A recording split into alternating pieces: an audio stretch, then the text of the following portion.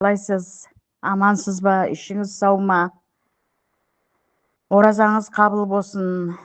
Мен Қазалдан Соня әпкең. Анау күні февралда барып 11 күн жатып ем алып кеттім ғой. Сол 11 күн жатып жаңағы кастровый маслыңызды ішіп, клизман жасатып, сөйтіп қайтқам. Сізге есіңізде шығар, мен айттым ғой, осы бірталай ақшаны жібердім мен. Мынау Алматыдағы Шипамет деген клиникаға бардым, Қытайлардікі ғой. Оған 2 жыл қатарынан бардым. Мына Шымкентте Ержанға бардым. Одан кейін жаңағы Промет клиникаға бардым, Ақжан клиникасына бардым. Асқар Тұртаев дегенге бардым. Вообще енді бірталай ақшаны құрттым, осы омыртқама бір түйірде ем болған жоқ менің. Сосын бір жағынан енді сізді тиктоктан көріп, әрі мына Түркістан киелі қала ғой, деп сізді көріп бардым. Барғаныма өкінбеймін. Өте жақсы болдым, өте жақсымын, күштімін.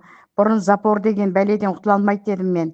Қазір деген рахат, ішімнің ісіп тұрғаның бәрі қайтты. Ішім деген жақсы жүріп тұр.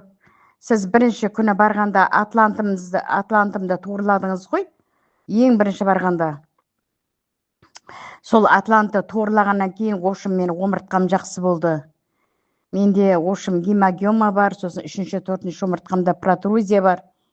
Қазір деген дым ауырмайды, өзімді жеңіл сезініп ұшып жүрім осы кезде.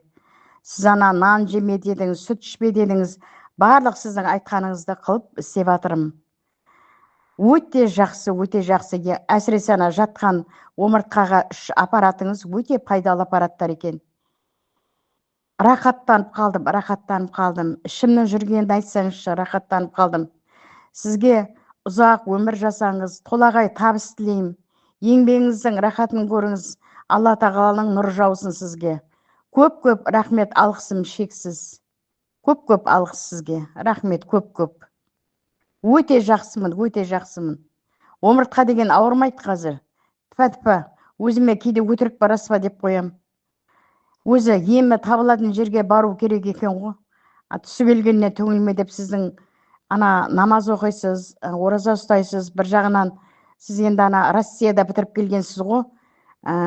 Түркияда жұмыс істегенсіз. Соның барлығын есептеп сізге барғаныма мен өте қуаныштымын. Рахмет сізге көп-көп. Ершат мырза.